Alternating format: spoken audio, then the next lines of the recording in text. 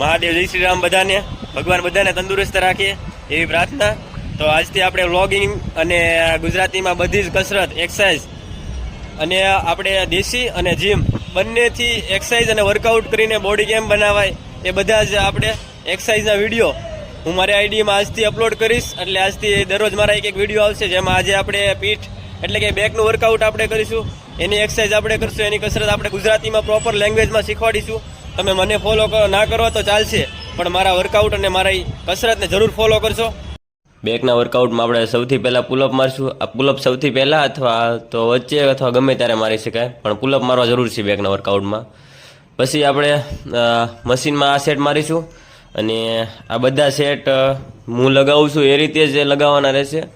અને આ બધા સેટમાં 4 સેટ રહેશે અને ચારેય સેટમાં એ પહેલા સેટમાં 20 રેપ્સ એટલે એકવાર કરવું